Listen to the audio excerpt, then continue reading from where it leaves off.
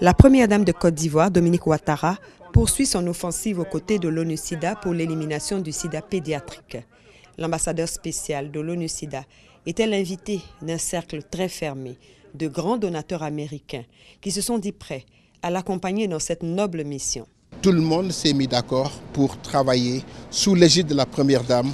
Toutes ces organisations ont annoncé des ressources qu'ils vont mettre à la disposition des pays essentiellement africains pour mettre fin à l'épidémie de sida. Le directeur exécutif de l'ONU-SIDA, Michel Sidibé, a présenté l'ampleur du sida pédiatrique en Afrique et lancé un appel de fonds pour combattre cette pandémie, grâce notamment à la lutte contre la transmission mère-enfant. 90% des enfants infectés vivent en Afrique.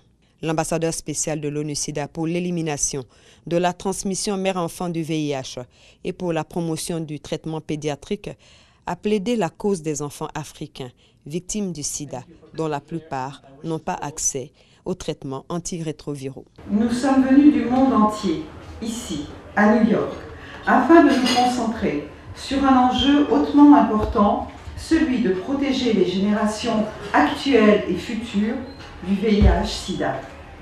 Nous disposons aujourd'hui de tous les outils pour mettre fin au sida pédiatrique.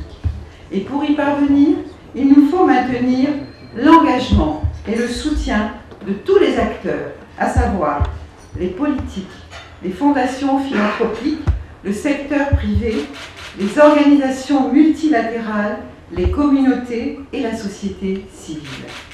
Mon pays, la Côte d'Ivoire, est fortement engagé à être l'un des premiers pays à éliminer la transmission du VIH de la mère à l'enfant. C'est pourquoi nous soutenons fortement l'action de l'ONU-SIDA et à cet effet, mon pays a contribué financièrement de manière significative pour appuyer ces efforts.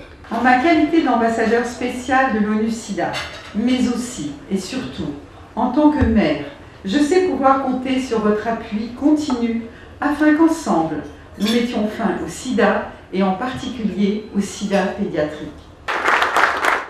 La Fondation Elma Philanthropie et du Grand-Duché du Luxembourg et les principales organisations humanitaires des États-Unis ont pris l'engagement d'accompagner la première dame de Côte d'Ivoire dans son combat pour la généralisation des traitements contre le VIH au bénéfice des enfants séropositifs.